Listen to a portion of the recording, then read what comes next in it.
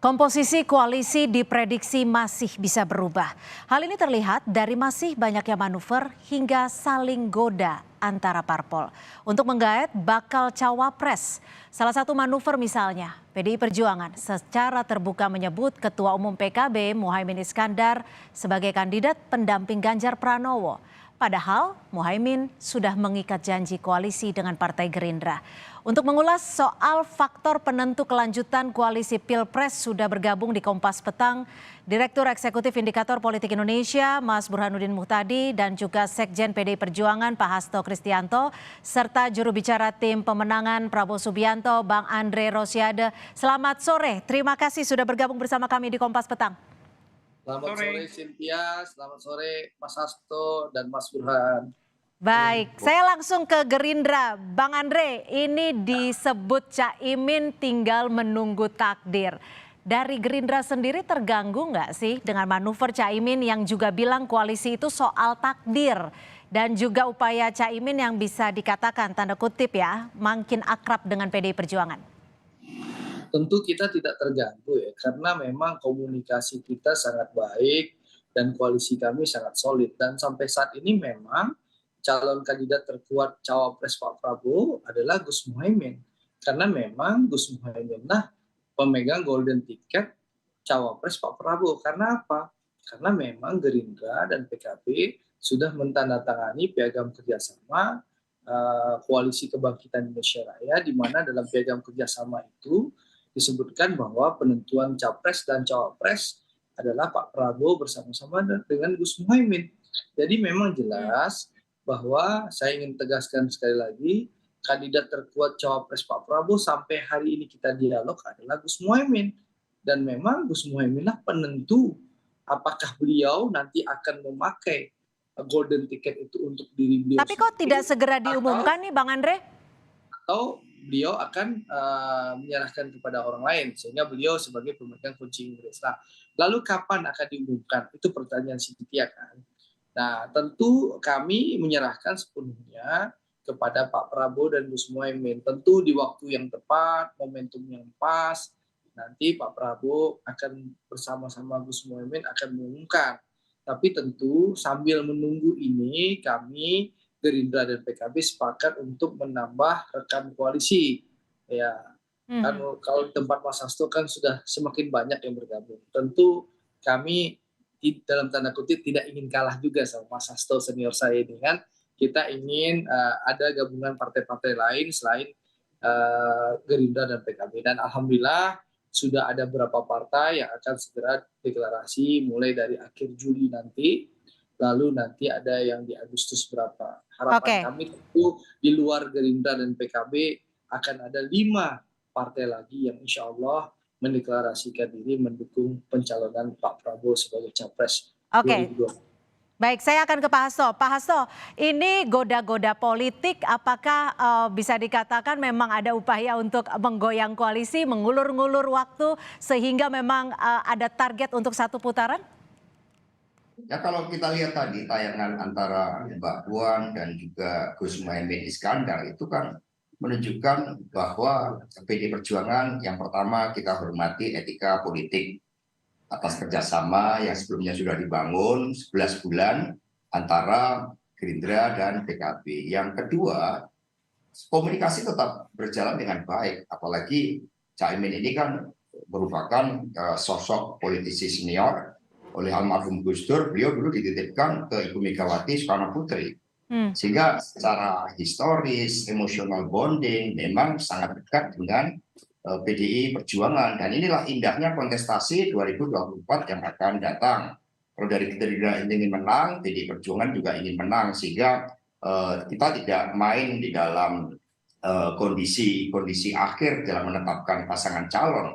Tetapi komunikasi politik dibangun dalam rangka untuk mencari siapa yang akan mendampingi Pak Ganjar Pranowo. Demikian pula Pak Prabowo juga sedang mempertimbangkan siapa yang akan mendampingi beliau. Dengan demikian 2024 akan berbeda dengan 2014 dan 2019. Di dalam menyampaikan gagasan bagi kemajuan Indonesia Raya kita, di dalam menampilkan pemimpin yang berkarakter, strategi kampanye yang betul-betul membangun suasana politik yang mencerahkan, itu yang akan dilakukan dan Oke. menjadi tren di dalam penyampaian narasi ke depan. Dengan demikian, apa yang disampaikan oleh Mbak Puan kepada Caimin itu merupakan bagian dari hubungan persahabatan. Apalagi kalau kita melihat sampai saat ini memang masih relatif cair ditinjau dari proses untuk menetapkan siapa yang akan menjadi calon Tapi wakil presiden. maaf saya potong Pak Hasto, tapi seberapa serius sih pembicaraan dengan PKB, apalagi nama Caimin ini kan masuk sebagai 5 besar bacawa presnya Pak Ganjar? Ya kalau perbincangan sangat serius Sangat dilakukan serius. multi approach, tetapi lagi-lagi sikap PDI kan menghormati proses kerjasama yang sebelumnya sudah dilakukan. Manakala kerjasama itu tidak dilakukan, dan ini kita tunggu sinyalnya dari Bung Andre, ya kita siap kerjasama karena PD Perjuangan suatu partai yang mengedepankan spirit gotong royong. Meskipun kami bisa maju sendiri, tetapi karena tanggung jawab bagi masa depan, tanggung jawab terhadap sejarah, kami ingin membangun suatu kerjasama yang lebih luas. Karena dari pengalaman pertama pemerintahan Presiden Jokowi dan Pak JK saat itu, dukungan 50% persatu bagi capres dan cawapres tidak cukup kuat tanpa mendapatkan dukungan dari parlemen. Sehingga kerjasama ini dilakukan melalui double track yang saat ini terus kami lakukan komunikasinya secara intens. Oke, baik. Saya akan ke Mas Burhan. Mas Burhan, kalau Anda melihatnya sendiri, komposisi koalisi ini kan masih cair, sekedar cair, atau akan bubar nih? Jadi ini tipikal koalisi di Indonesia ya, Cynthia. Jadi yang baru terbentuk itu kan koalisi berbasis pada mencatat keperdataan yang belum didaftarkan ke negara. Proses pendaftarannya itu nanti pas KPU membuka proses pendaftaran capres-cawapres. Jadi apapun bisa terjadi. Jangankan koalisi yang sudah terbentuk antara Gerindra dengan PKB, kan sudah ada KIB, Koalisi Indonesia Bersatu, yang bahkan belum pemilu juga sudah tidak tahu ke arah mana itu KIB akan berlalu. Demikian juga Mas Anies. Mas Anies sudah disebut oleh 3 partai penandatangan piagam koalisi perubahan untuk persatuan. Kalau belum didaftarkan ke KPU, anything can happen. Jadi menurut saya yang kita bicarakan sekarang itu baru koalisi di atas kertas. Belum punya nilai hukumnya di mata negara karena belum didaftarkan. Nah pertanyaannya kenapa bisa mudah pindah, mudah bubar? Karena memang koalisi di Indonesia itu tidak berbasis ideologis. Tapi koalisi berbasis pragmatisme, salah satunya ditunjukkan apakah partai yang membentuk koalisi mendapatkan insentif koalisi atau tidak. Nah, signature-nya koalisi adalah capres dan cawapres. Apalagi pemilunya dilakukan secara bersamaan. Jadi ada ekspektasi terkait dengan kotel efek. Jadi kalau misalnya Gus Muhaimin merasa insentif koalisi itu, yaitu sebagai cawapres tidak didapatkan dari kubu Bung Andre, ya mungkin saja Caimin akan pindah. Tetapi apakah kemudian Bung Andre kesulitan untuk mencari mitra koalisi baru? Enggak juga. Kan masih ada itu partai yang masih mengantri untuk dipinang oleh Pak Prabowo. Jadi lagi-lagi desain koalisinya itu memudahkan buat partai pindah ke lain hati karena signature-nya koalisi, clue-nya koalisi adalah hal-hal yang berkaitan dengan power sharing, bukan hal-hal yang berkaitan dengan ideologi. Baik, jadi kira-kira ini terkait dengan hal ini insentif apa yang bisa diberikan, kita akan kembali membahasnya usai jeda. Tetap bersama kami di Kompas Petang. Saya akan ke Pak Hasto. Pak Hasto, ini kan ada 2 nama ketua umum dari di luar koalisi, ada Mas AHY, ada juga Caimin yang masuk dalam nama 5 besar bacawa pres. Kira-kira insentif politik apa nih yang bisa menarik mereka agar bisa bergabung dalam koalisi PDI Perjuangan?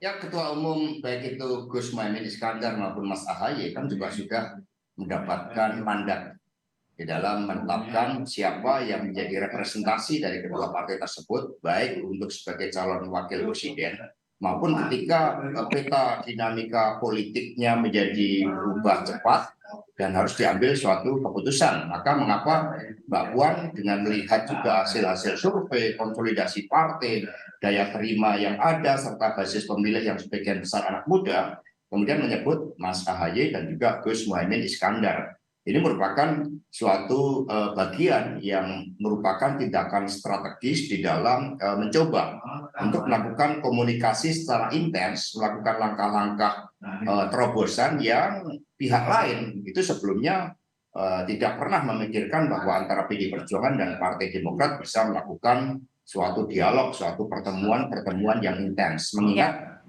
kita berharap bangsa ini baru saja mengatasi pandemi, kita punya momentum yang sangat baik untuk melakukan loncatan kemajuan setelah gerbang kemajuan itu dibuka oleh Presiden Jokowi. Dengan demikian memang diperlukan suatu konstelasi politik yang menggabungkan dari berbagai elemen-elemen kekuatan, termasuk ya siapa partai-partai mana yang akan memberikan dukungan kepada Pak Ganjar.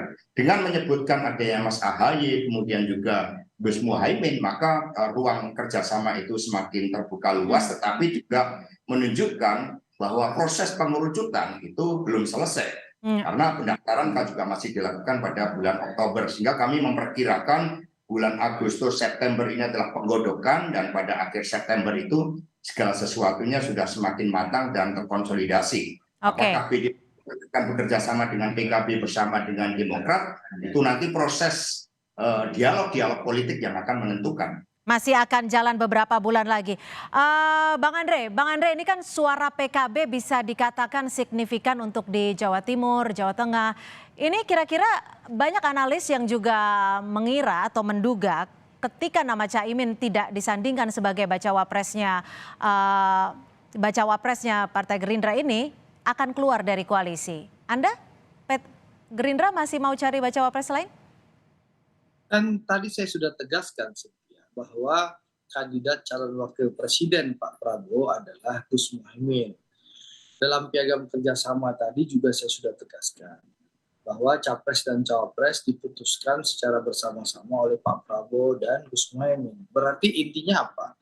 Intinya tidak mungkin Gerindra meninggalkan PKB, karena kami koalisi yang sangat solid, komunikasi antar pimpinan partai sangat baik, komunikasi langsung Pak Prabowo dengan Gus Muhaimin juga sangat baik, dan kita punya komitmen yang jelas. Jadi sehingga saya ingin tegaskan sekali lagi, kami akan bersama-sama, Gerindra tidak akan meninggalkan PKB, kita berdua ini akan sama-sama datang ke KPU mengantarkan calon presiden kami Pak Prabowo, dan tentu harapannya Gerindra dan PKB akan ada partai-partai lain yang akan bergabung dalam koalisi kami. Tunggu tanggal mainnya. Insya Allah kalau dihitung akan ada 5 partai yang akan bergabung lagi di Koalisi Kebangkitan Indonesia Raya. Mohon doanya. Mohon doanya. Tapi kemarin saya sempat ngobrol dengan Pak Saiful Huda bahwa yang diinginkan PKB adalah Caimin sebagai bacawa presnya. Hanya itu. Ya, kita memahami itu, dan berulang kali Sekjen kami Pak Muzani ditanyakan, bahkan setelah bertemu dengan teman-teman Bulan Bintang, ada doorstop, saya ada di belakang Pak Muzani menyampaikan hanya satu nama yang diusulkan oleh PKB sebagai calon kandidat cawapres Pak Prabowo, namanya Gus Muhaimin. Nah, itu biarkanlah Pak Prabowo dan Gus Muhaimin berdua berdiskusi memutuskan pasangan yang akan kita usung bersama. Oke, baik Mas Burhan, kayaknya sudah ada yang ingin disampaikan nih. Apa kira-kira? Bagaimana Anda menanggapi ini?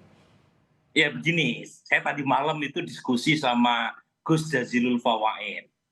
Jadi istilah Gus Jazilul Fawait, piagam kerjasama antara Gerindra dan PKB, itu usianya sudah 11 bulan. Kalau ibarat ibu mengandung, kalau belum lahir juga selama 11 bulan, kata udah lewat itu harus dicaisar katanya. Anaknya harus dicaisar. Nah, pertanyaannya apa yang membuat kegusaran di kubu PKB?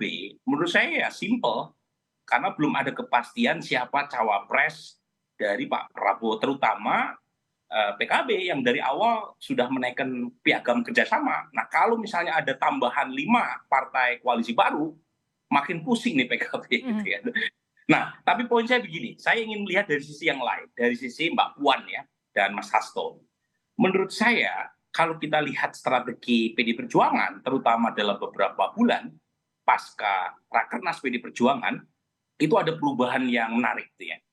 Jadi Mbak Puan, Mas Hasto jauh lebih inklusif. mendekati partai-partai lain.